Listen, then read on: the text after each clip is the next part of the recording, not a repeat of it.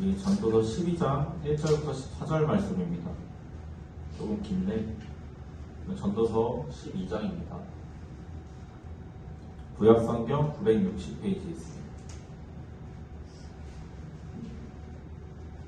전도서 12장 1절부터 14절 말씀. 자, 다 찾으신 줄 알고 교독하신 후에 합독하시겠습니다. 너는 청년의 때에 너의 창조주를 기억하라. 곧 곤고한 날이 이르기 전에 나는 아무 낙이 없다고 할 해들이 가깝기 전에 빛과 달과 별들이 어두기 전에 이 위에 불이 다시 일어나기 전에 그리하라. 그런 날에는 집을 지키는 자들이 떨 것이며 힘 있는 자들이 구부러질 것이며 맷돌질하는 자들이 적음으로 그칠 것이며 창들로 내다보는 자가 어두워질 것이며 길거리 문들이 닫혀질 것이며 맷돌 소리가 젖어질 것이며 새 소리로 말미암아 일어날 것이며 무한한 여자들은 다 취하여질 것이며 또한 그런 자들은 높은 곳을 두려워할 것이며 길에서는 놀랄 것이며 살구나무가 꽃이 필 것이며 메뚜기도 짐이 될 것이며 정욕이 그치리니 이는 사람이 자기의 영원한 집으로 돌아가고 조문객들이 거리로 왕래하게 됨이니라. 줄이 줄이고 그것이 깨지고 마리가 스님 곁에서 깨지고 가게가 우리 곁에서 깨지고 흙은 여전히 땅으로 돌아가고 영은 그것을 주신 하나님께로 돌아가기 전에 기억하라. 전도자가 이르되 헛되고 헛되도다 모든 것이 헛되도다. 전도자는 지혜자이어서 여전히 백성에게 지식을 가르쳤고 또 깊이 생각하고 연구하여 잠언을 많이 지었으며 전도자는 말씀과 아름다운 말들을 대하였나니 진리의 말씀들을 정직하게 기록하였느니라. 지혜자들의 말씀들은 찌르는 채찍들 같고 회중의 스승들의 말씀들은 잘 박힌 못 같으니 다 한 목자가 주신 바이니라. 대하여라. 또 이것들로부터 경계를 받으라. 많은 지역들을 들으셔서 끝이 없고 많이 공부하는 것은 몸을 피곤하게 하느니라. 이래 결국을 다 들었으니 하나님을 경외하고 그의 명령들을 지킬지어다. 이것이 모든 사람의 본분이니라. 다 같이요. 하나님은 모든 행위와 모든 은밀한 일을 선악간에 심판하시리라. 아멘. 기도하겠습니다. 하나님 아버지, 또 이렇게 귀한 말씀 가지고 주님 앞에 은혜 나누길 원합니다. 주님 말씀을 말하는 자, 전하는 자나 또 듣는 자들 모두가 하나님 안에서 주님의 말씀을 이해하고 또 그 은혜 가지고 주님 또 한 주와 또 남은 날들 살아갈 수 있도록 주님 말씀들, 이 주님의 메시지들 주님 우리 마음 가운데 새길 수 있도록 주님 지혜 더하여 주시옵소서. 감사드리오며 우리 주 예수 그리스도의 이름으로 기도드리옵나이다. 아멘. 오늘 말씀 제목은 삶의 낙이 꺾이기 전에라는 제목으로 우리가 좀 말씀을 나눠보려고 합니다. 우리가 이제 지난주에는 요한복음이 끝났죠. 지난주에 요한복음 21장이 끝나고 이제 오늘 전도서 12장은 전도서의 마지막 장이에요. 우리가 또 한 지난 1년 동안 쭉 이제 다뤄왔는데 이제 지난주 이번 주여서 이제 저 말씀이 이제 끝났어요. 우리가 전도서를 좀 이렇게 길게 끊어서 이제 읽고 막 하다 보니까 사실 전도서가 전체적으로 무슨 말씀을 다루고 있는지는 좀 이렇게 파악하기가 좀 어려울 수 있거든요. 전도서 말씀은 우리가 잘 알고 있다시피 지혜의 왕이라고 불리는 솔로몬이 잠언이랑 함께 기록한 책이에요. 물론 이제 기록한 시기는 약간 다르겠지만 잠언은 주로 이제 이 세상을 살아가는 동안 어떻게 사는 것이 지혜인지에 대한 내용이 주를 다루고 있어요. 어떤 것이 어리석고 또 어떤 것이 지혜로운 것인지 또 어떤 행위가 또 어떤 생각들이 지혜로운 것인지를 이제 중점적으로 이야기를 해요. 하지만 전도서도 사실 비슷한 내용들이 많이 담겨 있죠. 이걸 좀 보고 이해를 하시면 좋을 것 같은데 잠언과 전도서가 기본적으로 비슷비슷한 내용들이 많이 있는 것 같아요. 근데 여러분 한번 생각해 보세요. 사람들이 잠언을 얘기해요? 전도서를 많이 얘기해요? 거의 잠언만 얘기해요. 전도서 얘기하는 사람은 거의 없어요. 왜냐하면 잠언은 좀 현실적이고 실질적인 지혜들이 많은데 전도서는 좀 그런 뉘앙스가 좀 적어요. 근데 실질적으로 봤을 때 더 깊고 더 우리 인생을 더 유택하게 할 수 있는 지혜는 사실 전도서거든요. 근데 사람들이 전도서는 별로 안 좋아해요. 왜냐하면 전도서는 좀 어려워서 이해하기 힘드니까 전도서보다는 잠언을 더 선호해요. 그래서 하나님 안 믿는 사람들도 잠언의 이야기는 많이 가져오는데 전도서 이야기는 사실 조금 잘 안 하려고 해요. 왜냐하면 잠언은 기본적으로 현실적인 이야기를 가지고 해가기 때문에 하나님을 직접적으로 언급하는 내용이 거의 없다시피 해요. 하지만 이제 그 안에서 하나님의 지혜라는 걸 이제 우리가 알 수 있지만 전도서는 기본적으로 하나님이 배경에 깔려 있고 하나님을 전제로 모든 이야기를 진행을 해요. 예를 들면 잠언은 이제 현실을 꼬집죠. 거짓말로 남을 속이는 자는 똑같이 속임을 당할 거다. 이런 식으로 현실적인 조언, 현실적인 어떤 지혜들 얘기를 하는데 전도서는 이거보다 조금 더 나아가서 이런 얘기를 해요. 속이는 자나 속는 자나 모두 하나님의 손안에 있으니 너희 모두 하나님 앞에서 의미 없는 자들이다. 이런 이야기를 하거든요. 주제가 전혀 달라요. 근데 같은 이야기를 갖고 하거든요. 근데 주체가 누구냐인 거예요. 하나님이냐 사람이냐. 이런 식으로 전도서가 좀 더 크고 좀 깊은 의미를 이야기를 하거든요. 세상의 삶보다는 하나님한테 초점을 맞추는 게 이제 전도서의 특징이에요. 그래서 전도서는 1장에서 시작할 때 이제 이렇게 시작을 해요. 여기 보면 1장 2절에 이렇게 얘기해요. 전도자가 이르되 헛되고 헛되며 헛되고 헛되니 모든 것이 헛되도다. 근데 전도서 12장 8절을 말씀을 보면 똑같은 이야기를 해요. 전도자가 이르되 헛되고 헛되도다. 모든 것이 헛되도다. 1장 2절에 먼저 헛되고 헛되다 얘기를 하고 쭉 이야기를 해요. 하나님 보시기에 이렇게 살아야 한다. 이래는 하나님의 때가 있다. 지혜로운 사람이나 어리석은 사람이나 악한 사람이나 선한 사람이나 미래를 알 수 없지만 하나님은 미래를 알 수 있다. 이렇게 하나님을 기준으로 쭉 이야기를 해요. 이렇게 나를 만드시고 세상을 지으신 하나님을 중심으로 지혜를 말하는 게 전도서예요. 1장부터 11장까지는 이제 그렇게 하나님의 계획과 또 하나님의 때와 또 미래를 알 수 있는 분이 오로지 하나님이다라는 것들, 이런 하나님의 지혜들을 이제 이야기를 하다가 12장에서 이제 다시 처음 1장 2절의 내용이랑 똑같이 이제 전도자가 이르되 헛되고 헛되다라고 이야기를 해요. 12장 끝절이 14절이거든요. 끝절 바로 앞에서 이제 1장 2절의 내용을 다시 반복한 이유는 전도서 1장 1절부터 12장 8절까지의 내용이 결국은 같은 내용이라는 뜻이거든요. 많은 이야기들을 해요. 지혜롭게 살아라, 어떻게 살아라, 하나님의 때가 있다. 근데 그 결국 모든 내용들이 결국은 한 가지를 위해서 쭉 밑밥을 깔아오는 거예요. 그 많은 지혜들을 이야기한 이유가 오늘 말씀의 1절에서 7절에 이제 담겨 있거든요. 1절 말씀은 이제 나이가 들고 또 삶의 낙을 잃기 전에 하루라도 빨리 너희가 조금이라도 어릴 때 하나님을 기억해라. 너를 지으신 하나님을 기억해라 라는 말씀이에요. 근데 하나님을 우리가 왜 나이가 들면 삶의 낙을 잃고 왜 하나님을 기억해야 되는지에 대해서 좀 알아야 되잖아요. 그냥 성경이 그렇게 될 거야 라고 해서 그냥 딱 거기서 그냥 그렇구나 하고 마는 게 아니라 왜 그렇지? 라는 질문을 우리가 좀 스스로 가져야 돼요. 우리 중에서 그냥 처음부터 존재한 사람이 있을까요? 없죠. 반드시 지은 분이 계셔요. 우리가 부모님을 통해서 태어났지만 부모님을 쭉 올라가면 결국은 지은 분이 계시단 말이에요. 물론 그 이전에 하나님이 나를 계획하신 것도 맞지만 내가 어떻게 존재하는지가 우리가 분명히 중요하지만 한편으로는 모든 사람이 결국은 죽잖아요. 죽음을 생각하지 않는 사람은 없어요. 그리고 죽지 않는 사람도 없고요. 근데 한 가지 다른 점은 죽음을 항상 생각하고 사는 사람은 없어요.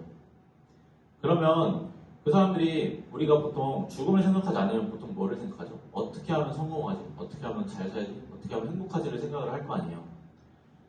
사람이 행복하고 생기 있게 살려면 필요한 것들이 있는데 뭐가 있을까요? 많이 있을 거예요. 이제 그걸 가지고 이야기하는 것들이 잠언의 내용이고 또 전도서의 내용들인데 많은 것들이 있겠지만 결국은 사람이 행복하고 또 기쁨이 있고 또 생기 있게 살려면 가장 중요한 거는 육체가 건강해야 돼요. 몸이 건강해야 돼요. 사지 육신이 건강하고 아픈 곳이 없어야 사람이 행복할 수 있거든요. 아픈 사람이 아프지 않은 사람보다 행복할 수 있을까요? 그럴 수 없죠. 기본적으로.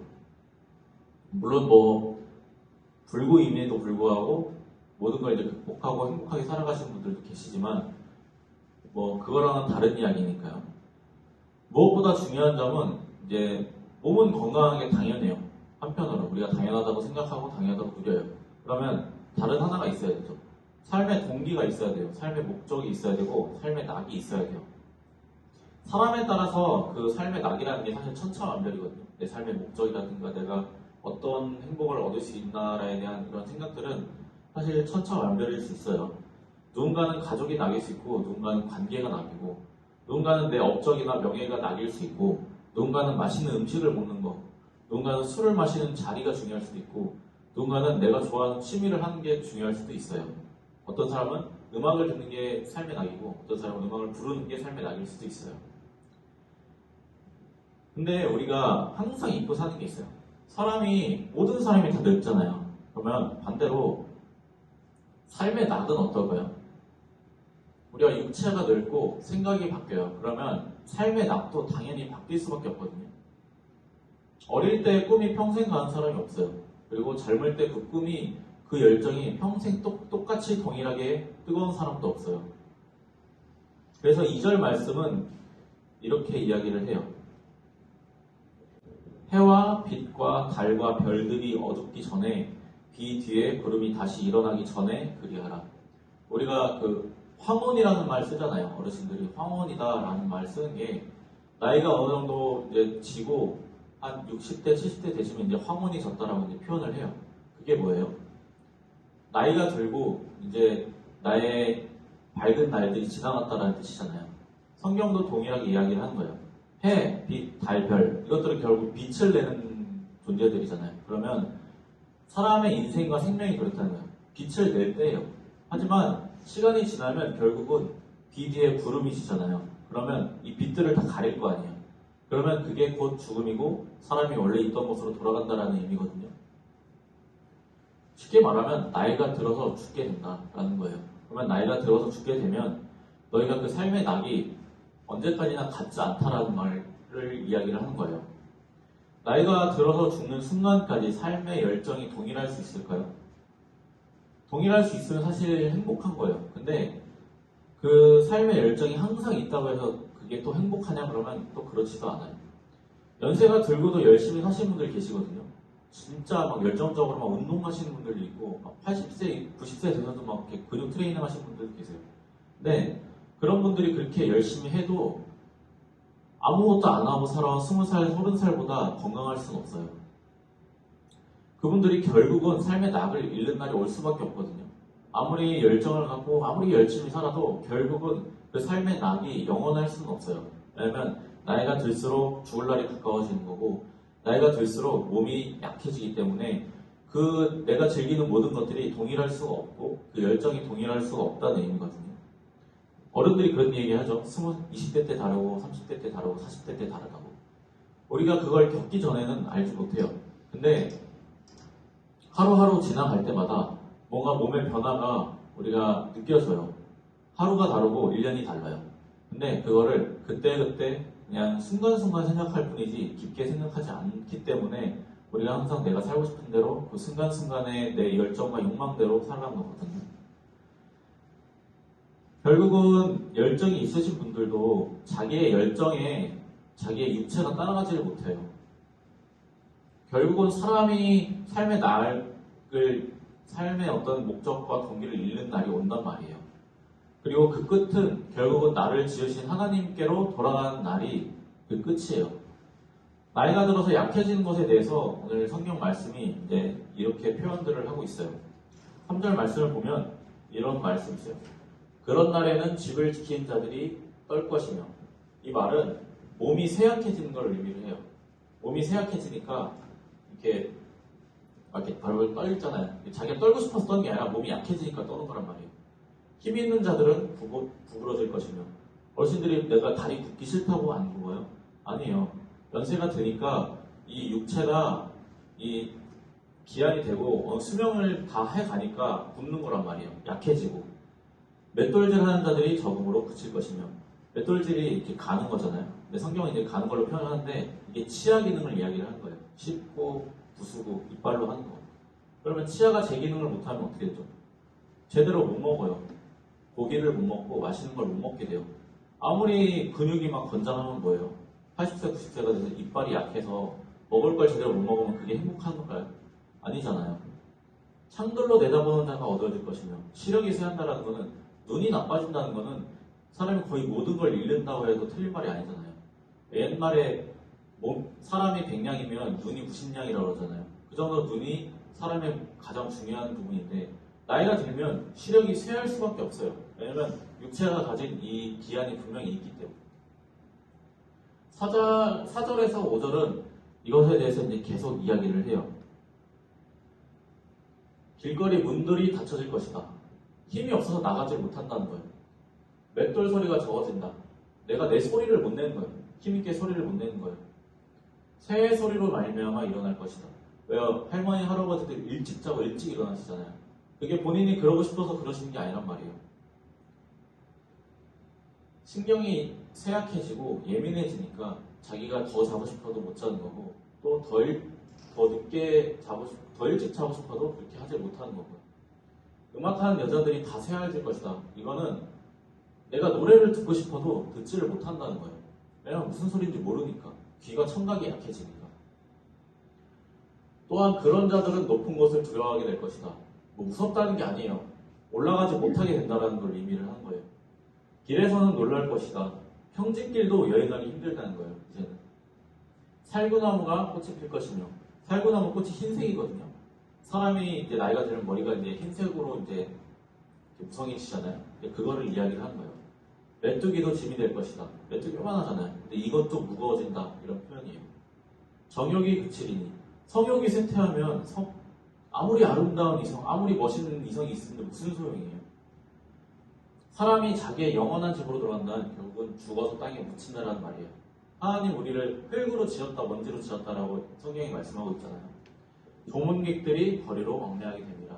결국은 사람들이 그 사람의 죽음을 애통하고 돌아다닌다는 뜻이에요. 우리가 이 중에 하나, 두 개만 사실 해당돼도 굉장한 불행이거든요. 근데 나이가 들면 자연스럽게 찾아오는 것들이에요.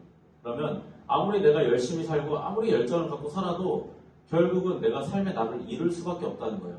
그래서 전도자가 그렇게 이야기를 하는 거예요. 너희가 삶의 낙을 잃기 전에 너를 지으신 창조자를 기억해라라는 거예요.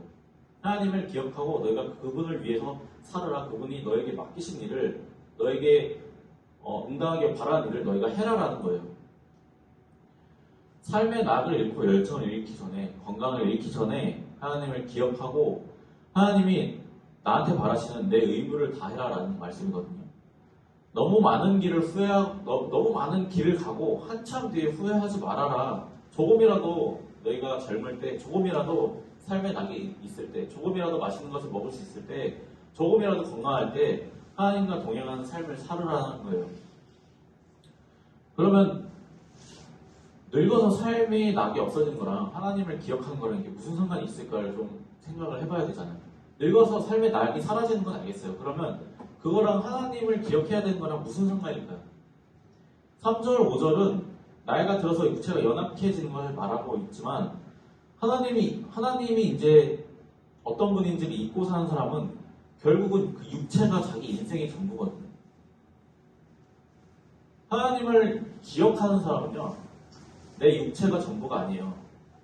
근데 하나님을 잊고 사는 사람은 내 육체가 내가 전부예요. 내가 전부기 때문에 내 삶의 가치와 낙이 모든 게 나 자신한테 있어요. 내 몸에 있고 내 즐거움에 있고 내가 육체로 할 수 있는 모든 것들이 내 삶의 낙이기 때문에 육체가 연약해질수록 삶의 낙을 잃을 수밖에 없는 거예요.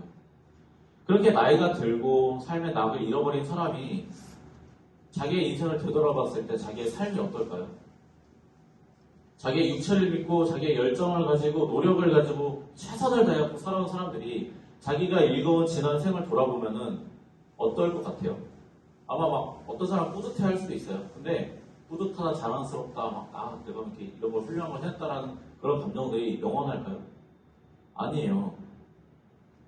어떤 사람들은 엄청난 돈을 벌었을 수도 있고, 어떤 사람들은 좋은 가족을 이뤘을 수도 있어요. 어떤 사람은 엄청난 회사를 세웠을 수도 있고, 어떤 사람은 전 세계가 인정하는 업적을 이뤘을 수도 있어요. 그런데요, 인생의 끝 앞에서 내가 죽음을 눈앞에 두고 그런 것들이 무슨 소용이 있어요? 내일 죽어요. 내가 병으로 내일 죽게 생겼어. 근데 내가 지금까지 지난 인생 동안 이뤄온 것들이 무슨 의미가 있어요? 이거는 그래도 조금이나마 행복한 삶이에요. 왜냐면 생각보다 많은 사람들이 늙어서 죽지 못해요. 자기의 수명대로 살아갈 수 있는 것도 우리가 행복한 줄 알아야 되는데 사람이 그러지 못해요.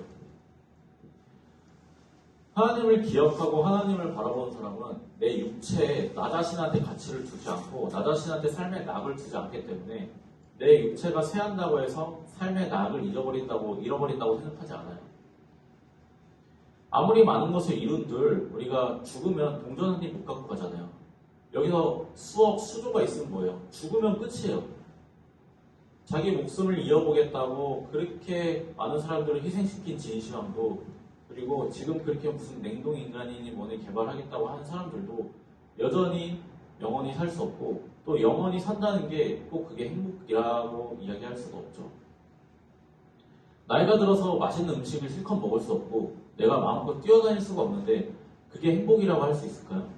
물론 그 순간에 있는 행복도 있지만 자기의 육체를 기쁨으로 살아가는 사람은 그 자기가 현재 갖고 있는 것에 대해서 만족하지 못해요. 감사하지 못해요. 왜 이러지? 아파서 어떡하지? 힘들지? 그런 불만만 있을 뿐이에요. 하나님을 기억하고 하나님의 나라를 바라보는 사람은 나 자신한테 내 힘과 내 이 육체가 삶의 낙이 아니기 때문에 육체가 좀 연약해지고 또 몸이 좀 약해지고 열정이 좀 식어도 그 사람은 삶의 낙이 나 자신한테 있지 않기 때문에 행복할 수 있어요. 물론 육체적인 즐거움이 약해지고 적어지면 힘들죠. 그리고 조금 슬플 때도 있을 거고 안타까울 때도 있을 거예요. 하지만 건강한 육체로 나를 위해서 하는 모든 일들이 내 삶의 낙이 아니기 때문에 내가 그런 즐거움 조금 없어도 죽음 앞에 있을지라도 오히려 기쁨이 있고 행복할 수 있어요. 죽기 전에 웃는 사람은 기독교인들밖에 없어요. 왜냐하면 죽음 이후의 세계를 기대를 하니까. 그게 하나님의 나라를 영생을 바라보고 또 뭐 예수 그리스도의 이름을 믿는 사람들의 삶이 되어야 돼요. 아마 오늘 말씀이 불편한 사람들도 있을 수도 있어요. 물론 이 자리에 없는 사람들은 이런 얘기를 이제 못 듣겠지만 꼭 오늘 말씀뿐만 아니라 성경 말씀이나 또 설교를 들으면 이렇게 불편해하는 사람들이 있거든요. 근데 그 말씀을 듣고 마음이 불편한 거는 정상적인 거예요. 왜냐면 성경 말씀은 설교는 내 문제들을 꼬집는 말씀들이거든요. 성경은 기본적으로 너희가 하나님 앞에서 이렇게 살아라. 너희가 하나님 앞에서 이렇게 사는 게 바르게 사는 거다라는 이야기를 하는데 그게 내가 마음이 편안하다는 건 내가 똑바로 살고 있다는 거구나. 아니면 아예 이 말씀을 안 듣고 있는 거예요. 내가 또 하나님 앞에서 하나님이라는 절대자 앞에서 완전하게 살 수 있는 사람이 얼마나 있겠어요? 없어요. 근데 내가 그 말씀을 듣고 편안하다라는 거는 즐겁다라는 거는 정말로 마음에 기쁨이 있던지 아니면 그 말씀을 안 듣는 사람인 거예요. 분명히 하나님 말씀 듣고 설교 들으면 마음에 불편함들이 생겨요. 찝찝함이 생기고. 근데 그거는 바꿔 말하면 그 말씀들이 내 문제점들을 지적하고 있기 때문에 내가 찝찝하고 불편한 거란 말이에요. 그러면 그 찝찝하고 불편한 거를 내가 기억을 하고 이게 내가 잘못됐구나라고 알면 돼요. 알고 고치면 돼요. 근데 사람들은 불편하니까 교회 안 가고 불편하니까 안 들어요. 그래서 11절 말씀 이렇게 이야기를 해요. 지혜자들의 말씀은 찌르는 채찍들 같고 회중의 스승들의 말씀들은 잘 박힌 못 같으니. 잘 박힌 못이라는 건 사실 잘 박혔으면 튼튼해지는 걸 의미하거든요. 근데 우리 마음에 한번 생각해보세요. 내 몸에 막 잘 박힌 못 하나 있으면 불편할 거 아니에요. 근데 이 불편한 것 때문에 이렇게 막 조심할 거 아니에요. 우리 막 여기에 손가락에 가시 박혀 있으면 이거 안 건드리려고 최대한 노력하잖아요. 그거랑 마찬가지로 말씀에 내 안에 박혀 있으면 우리가 이거를 최대한 여기 안 거스르려고 노력을 한단 말이에요. 찌르는 채찍이라는 거는 불편하게 한다는 말이에요. 나를 찌르고 나를 쓰리게 한다는 거예요. 근데 그게 있기 때문에 우리가 조금이라도 긴장하고 조금이라도 조심하면서 살 수 있다는 말이거든요. 근데 이 말씀들이 결국은 한 목자로부터 나온다라는 거예요. 한 목자가 누구죠? 하나님이죠. 예수님이에요. 우리가 불편하게 느껴질지라도 말씀을 항상 염두에 두고 마음에 두기를 바랍니다. 왜냐하면 내 마음을 찌르는 말씀들은 결국은 한 목자가 주신 말씀이에요. 하나님이 주신 말씀이에요. 그리고 예수님이 주신 그리고 저와 여러분 안에 계신 성령이 내 마음을 찌르는 거예요. 죄책감이 아무렇게 생긴 게 아니에요.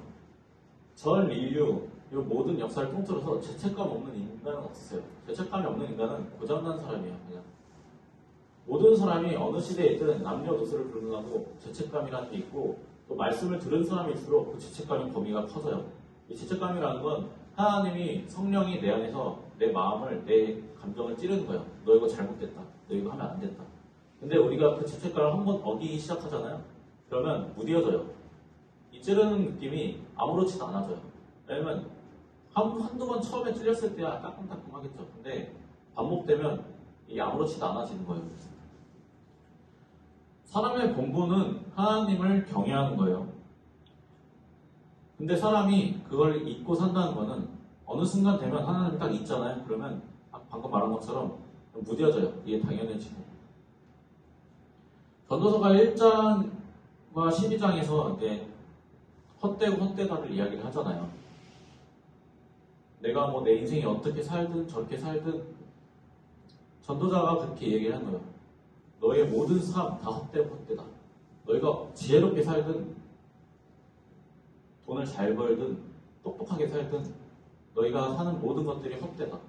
결국은 너희가 흙으로 돌아가고 결국은 너희가 하나님께로 돌아가게 될 거다라는 거예요. 세상의 모든 일이, 인생의 모든 일이 결국은 하나님 앞에서, 죽음 앞에서 가치를 잃게 된다는 말씀이거든요. 내가 열심히 산 것, 내가 쌓아온 것, 내가 내 낙오로 삼고 살아온 것, 하나님을 위해서 우리가 열심히 산 것, 하나님 말씀을 지키기 위해서 노력해온 삶, 이 모든 것들을 하나님이 다 은밀하게 심판하시고 다 판단하실 거다라는 말씀이거든요. 그게 오늘 말씀의 결론이에요. 전도서의 결론이에요.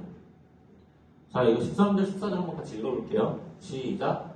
일의 결국을 다 들었으니 하나님을 경외하고 그의 명령들을 지킬지어다. 이것이 모든 사람의 본분이니라. 하나님은 모든 행위와 모든 은밀한 일을 선악간에 심판하시리라. 아멘. 지금 전도서가 1장 2절부터 12장 8절까지 이야기한 이 모든 게 결론이 이거예요. 이거를 이야기하기 위해서 전도자가 1장부터 10장까지 계속 밑밥을 깔아온 거예요. 하나님을 두려워하는 삶을 사시길 바랍니다. 여러분 중에 지금의 젊은 평생 갖고 가시는 분 없고 또 지금의 행복이 영원하신 분들 없어요. 우리 권사님 계시는데 또 이런 말씀 하기가 좀 그렇긴 한데 나한테 가치를 두고 내가 즐거워하는 것, 내가 기쁜 것에 모든 삶의 목적과 동기를 두는 사람은요, 결국은 그거를 잃어버릴 수밖에 없어요.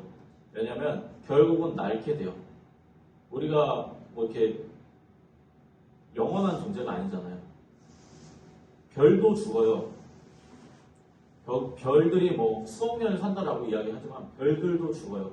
사람은 어떨까요? 사람은 당연히 죽죠. 사람이 죽으면 사람이 갖고 있는 열정과 기쁨들은 어떨까요? 당연히 사라질 거예요. 근데 우리가 하나님을 믿고 하나님을 의지하고 내가 하나님을 위한 삶을 살면 우리가 죽게 된 이후에 하나님 앞에 돌아가잖아요. 그러면 하나님 앞에서 우리가 영원한 삶을 산다라고 성경이 늘 말씀하잖아요. 그러면 하나님께 목적을 두지 않고 산 사람과 하나님께 목적을 두고 산 사람은 당연히 차이가 있을 거 아니에요. 하나님은 공평하신 분이고 공의로운 하나님이에요. 그러면 당연히 하나님을 위해서 살아간 사람과 하나님을 위해서 살지 않은 사람을 분명히 구별을 하실 거란 말이에요. 그거를 위해서 예수님을 보내셨고 예수님이 하신 말씀이잖아요. 세상을 심판하러 온 게 아니라 구원하러 오셨다고. 그 구원하는 말씀을 주셨음에도 우리가 하나님의 말씀을 쫓지 않고 하나님의 말씀을 내 삶에 나고 내 삶의 동기와 목적으로 우리가 살아가지 않으면 결국은 내 자신의 목적과 내 인생의 목표 가운데 하나님 잊게 되고 또 내 육체가 내 인생의 모든 게 될 수밖에 없어요. 그러면 결국 나이가 들면 우리가 결국 좌절할 수밖에 없고요. 하나님을 두려워하는 삶을 하시길 바랍니다. 지금 내가 가진 삶의 낙을 하나님한테 좀 맡기고 하나님이 주신 그 말씀을 내가 조금이라도 지켜보려고 가시처럼 느껴질지라도 조금이라도 지켜보려고 노력하고 또 하나님한테 하나님 이거 어떻게 해야 돼요? 이거 어떻게 해야 돼요? 내가 어떻게 해야 될까요? 라고 물어보고 하나님께서 원하시는 삶 살 수 있는 우리 모두가 되시기를 예수님의 이름으로 축복합니다.